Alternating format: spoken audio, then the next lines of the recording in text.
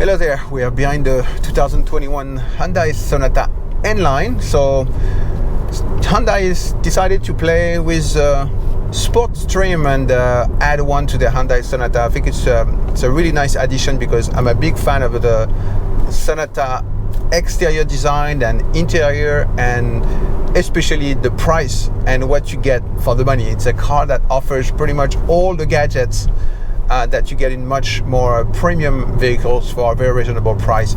The Sonata is around $29,000, pretty much loaded.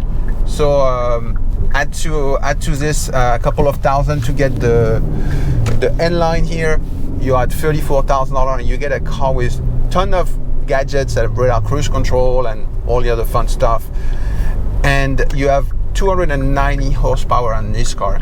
So it's heavily 2.5 turbocharged 4-cylinder engine. So when you apply the power on the front wheel drive car, they've been doing their best to keep it under control. But you do have a lot of wheel spin and a little bit of steering fighting you at a standstill. But when you're actually going and you apply the power on some back roads, you can actually have a lot of fun. And the sound of the exhaust, so I think we have a catback exhaust here, is actually pretty cool. So it's a really nice package overall. If you like the outside design and the interior on this one, which is kind of all black, all the chrome now black chrome with some red accents, so a bit austere, but I like it. I'm a big fan of like the German style design, which everything is black inside. You even have a black headliner here. You have some bucket seats that hold you nice and tight with some anti-slip material textile here on the seat, which is nice. I mean, they look good. They look a little bit grayish. It's not like actually a complete black interior. It's a little grayish, so it's not too dark. But overall, you have a great car, a great price. Again, you have the Hyundai 10-year warranty on the drivetrain, if I'm not mistaken, which is important, especially if you're buying a car that's a little sporty. You plan on maybe mistreating it a little bit. It's always good to have.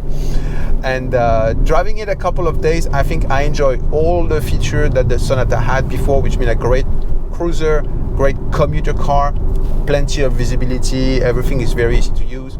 And here they added a spike with the N-Line of sportiness, and the suspension are maybe a little bit more firm, but really not that much. So the car still goes quite a bit around when you slalom around, but it's very acceptable, and you really get that nice zest of power when you want to get I would say a short spirited drive. They actually have some pretty good summer tires on this car that are pretty decent. I think you can actually maybe even potentially track that car, who knows. Quite decent tires. The brakes also feel really good. A very good all-rounder car for a very reasonable price. So if you are maybe cross shopping the Golf GTI 4-door and this car, which are about the same price, the GTI maybe a tad bit more expensive. The GTI is obviously more compact and more sporty.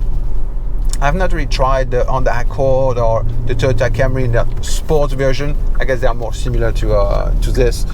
But for me, I would definitely take the Golf GTI. But again, if you want to do longer commute, longer trip, this will be more comfortable and a little bit less pricey if you want the option that are actually available stock in this car.